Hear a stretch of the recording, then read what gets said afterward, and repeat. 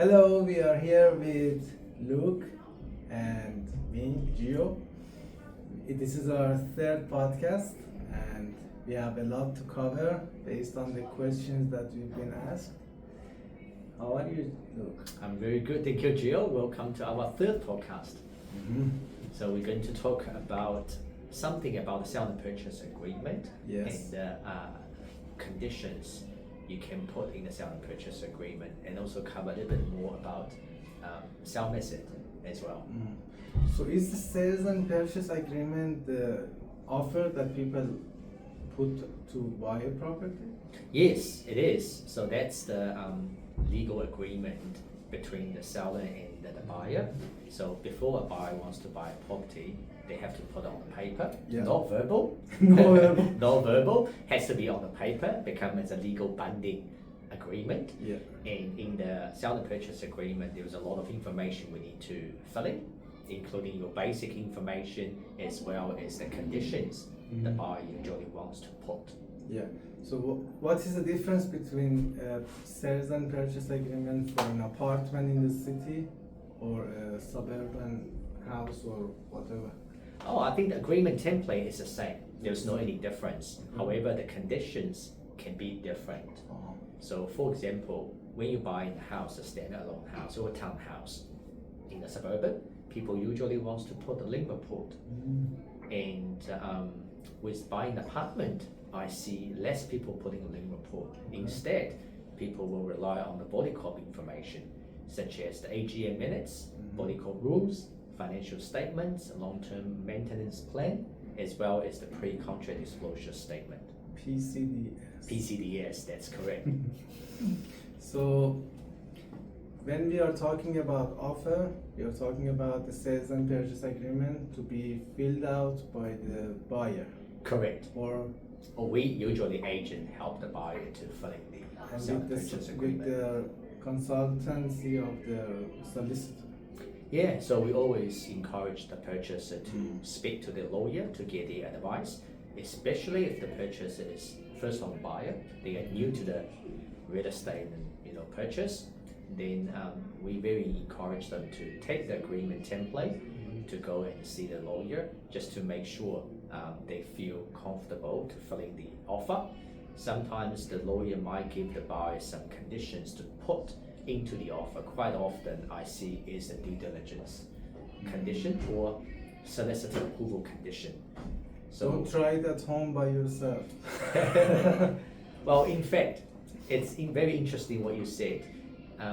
Like due diligence condition, for example, it's quite common condition to be used these days, and we do have a template for the condition, but quite often the purchaser have their own version.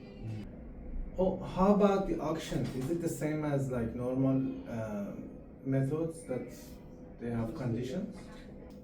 Auction agreement is slightly different because auction is unconditional purchase. So auction sale and purchase agreement and normal sale and purchase agreement are slightly different. The key difference I think is auction you have to do everything in advance. You accept the title, everything. So you cannot put any conditions there. And the sale and purchase agreement, of course, you can put conditions if you want. So if you want to buy a property in an auction, you need to do all of your due diligence before the auction date. Correct. For example, if you want to speak to your lawyer to review the lien report, documents, body cop documents, or take someone to do the building inspection, or take your mom, dad, or Uncle Bob to check the property again, you can do that before the auction. Okay. You've been very busy last week with these negotiations and these sales and purchase agreements. What are the common conditions people put in the agreement? Yeah, good question, Gio. So the common conditions I came across: finance, a lien report. Yeah, those are usually recommended by the bank and by the lawyer. And also, of course, with the body cop minutes, we need to make sure we gave the info pack, including the pre-contract disclosure statement to the purchaser. Quite often the purchaser won't have a solicitor approval. So in that case, usually we put a due diligence clause as in the term for the terms of sale. Sometimes the purchaser also won't have a building inspection, which is those are all in the agreement already, like link report, finance, and building inspection or drug test. I think they're all part of the agreement on the front page, and you can choose yes or no. Anything else, like due diligence, for example, or anything else, then we need to put in the further terms of sale in the agreement. Okay. Now that we talked about the auction, what are the common methods of sale? Yeah, good question, Gio.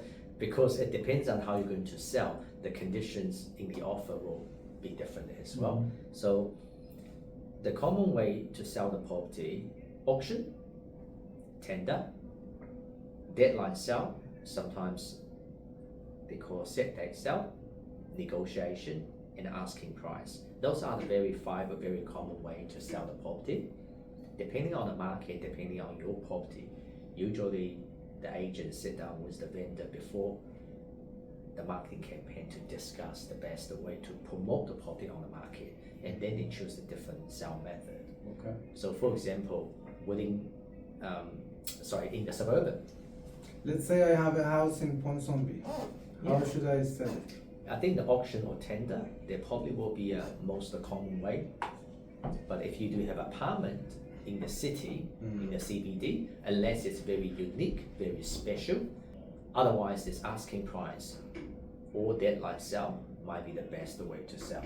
Okay. So in the city, you reckon it's better to just put a price or deadline or negotiation? Yeah, because I think the city, the supply and demand are quite balanced. Okay. And unless your apartment is very unique, otherwise asking price probably will be most effective way. So if I have a penthouse, which makes it very unique, it's Yes. 360 degrees, Yes, then makes sense to put it up. correct. Yeah, if you have a very unique like penthouse with stunning views, or if just one apartment that's it stands out, very unique one, then auction works well. So tell me, if someone wants to put an offer, what is the process? Good question, Gio. So for anyone who wants to make an offer, if they haven't purchased the property before, or if they haven't seen that sell and purchase agreement before, for example, first home buyers, I usually make time with them to sit down, go through the offer together. So make sure they've got the opportunity to see and to understand what information they need. If needed, they can take the draft offer to the lawyer for review as well before they sign. That's very important. For anyone who has purchased the property before, they are very familiar with the process. I usually email them with the information required. Then I can draft the offer for them based on the information provided. They can sign electronically. Also, I do get a call from people who says, "Oh, can you present my offer verbally?" So unfortunately, the verbal offer doesn't count. So if you are seriously about buying one particular property, we need to put on a paper, because written offer, that's the right way to protect you as the buyer, but also protect the vendor as the seller. So all the negotiation will be based on the written offer. If it's not written, it's not a binding contract. That's right. Well, today I think we covered quite high level information about the way to sell, the sell method, and also the sell and purchase agreement, how to fill in the sell and purchase agreement, and what conditions people usually put.